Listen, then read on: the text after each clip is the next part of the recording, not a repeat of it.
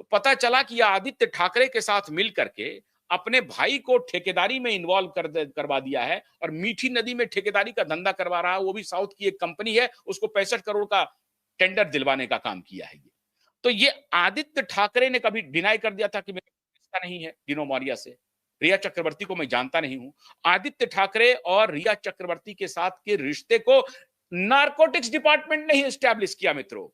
CBI तो कह रही है कि नहीं नहीं, वो तो आदित्य उद्धव ठाकरे की जगह कोई और था जिसको फोन कर रही थी रिया चक्रवर्ती। सीबीआई का टोटल इन्वेस्टिगेशन सिर्फ इसीलिए रिया चक्रवर्ती को बचाने के लिए हो रहा है, क्योंकि रिया चक्रवर्ती अगर फंसेगी तो रिया चक्रवर्ती के तार आदित्य ठाकरे और तमाम ड्रग कार्टल और ह्यूमन ट्रैफिकिंग तक पहुंचेगी। और जैसा मैंने आपको बताया कि एक डिपार्टमेंट में एक ऑफिसर इस पूरे एक्सपोजे को दबाने में लगा हुआ है और उसी डिपार्टमेंट का दूसरा ईमानदार ऑफिसर हम जैसे लोगों को इंफॉर्मेशन भी पहुंचा रहा है। लड़ाई बहुत कठिन है मित्रों, आसान लड़ाई बिल्कुल नहीं है। तो तू डाल डाल हम पात पात, रोज आंख मिचौनी का खेल चल रहा है। अभी क्रिकेट को लेकर के मैं सवाल करने वाला हूं 3 बजे, लेकिन ये जो अभी आंख मिचौली का खेल चल रहा है उसमें बड़े सधे हुए अंदाज में ऑपरेशन को अंजाम दिया जा रहा है। ऑपरेशन को अंजाम दिया जा रहा है मित्रों। कोविड के दौर में यही हो रहा था। पूरे ऑफिसर बोल रहे थे कि भाई आप जबरदस्ती मत कीजिए, जबरदस्ती आप बूटी मत लगवाइए, एक गलत काम कर रहे हैं। लेकिन दूसरे तरफ ऑफिसर कह रहे थे जबरदस्ती करवाइए। क्यों? वो जो बिके हुए लोग थे तो वो करवा रहे थे। तो ये जो डिपार्टमेंट जो भ्रष्ट ऐसे नहीं चल रहा है ना, ऐसे नहीं इतना पैरेलल इकोनॉमी चल रहा है, लाखों करोड़ का है, लाखों करोड़ का। और इस पर एक और बात मैं बता रहा हूं, इस लाखों करोड़ पर नजर लॉरेंस गैंग का भी है। लॉरेंस बिश्नोई गैंग को पता चल गया है कि ये जो लाखों करोड़ का कारोबार है, ये कारोबार खाली बॉलीवुड का नहीं है। बॉलीवुड के पीछे कौन है? बॉलीवुड के पीछे वो दाऊद एंड गैंग है। ये अंडरवर्ल्ड है जो पूरी कारस्तानी को अंजाम देता है भारत के बाहर से। लॉरेंस बिश्नोई को मालूम है। तो लॉरेंस बिश्नोई क्या कर रहा है कि मुंबई का जो कार्टेल है उस कार्टेल को हिट कर रहा है कि वो कार्टेल अगर हिट खत्म हो जाएगा, मुंबई का कार्टेल अगर खत्म हो गया तो उसका जो सप्लाई चेन है उसको फिर नया बनाना पड़ेगा और तब बहुत देर हो जाएगी, तब तक तो हम कब्जा कर लेंगे इनको। लॉरेंस बिश्नोई ड्रग के धंधे में नहीं आना चाहता है, लेकिन इसके कार्टेल को तोड़ने की बात वो जरूर कर रहा है।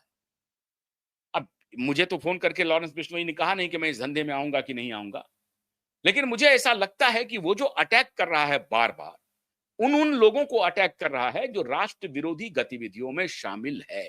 अगर वो सलमान खान के ऊपर अटैक कर रहा है तो साफ साफ कह रहा है कि काले हिरन की तुमने हत्या की है, हम तुमको नहीं छोड़ेंगे, वो हमारे इष्ट हैं, हम उनकी पूजा करते हैं। तो लॉरेंस बिश्नोई इसलिए इंटर कर रहा है। Dark web, drug cartel, human trafficking establish हो गया। अब वो जो जो मुंबई का जो फार्म हाउस है, जिस फार्म हाउस में छोटी बच्चियों के साथ क्या क्या होता था, ये सब स्पष्ट हो रहा है। ये बहुत बड़ा बाजार है और उसी उसी बाजार में ये आधार पूनावाला की एंट्री होती है। आधार पूनावाला को क्या इंटरेस्ट है बताइए धर्मा प्रोडक्शन का स्टेक खरीदने के लिए? क्या इंटरेस्ट है? क्यों?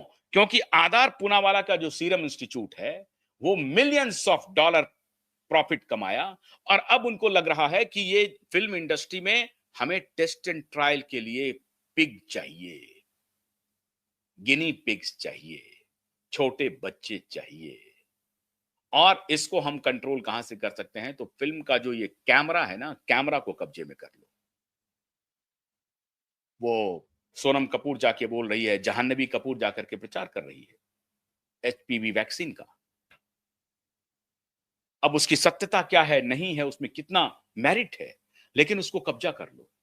तो धर्मा प्रोडक्शन में 50% स्टेक ले लिया आधार पूनावाला। देखिए ये कैसे कैसे कोलैबोरेशन हो रहा है। और मैं एक बार फिर से गृह मंत्रालय को फिर मैं आगाह कर रहा हूं कि ये बैठक तो हो रही है, डॉजियर तो आप मंगा रहे हैं, ठाकरे को आप घेरेंगे, ये भी मुझे मालूम है। और ठाकरे को घेरने के लिए आप चाहते हैं इधर से डॉजियर तैयार कर दें, क्योंकि 30 सितंबर को जो तारीख लगी हुई है उसमें सरकार कोई भी रिप्लाई अदालत में फाइल करे, 30 सितंबर को अगर सुनवाई हो गई तो यही आदेश आएगा कि एफआईआर दर्ज करो। अब ये लंबा नापने की तैयारी हो रही है, इस पर मैं और डिटेल में बताऊंगा।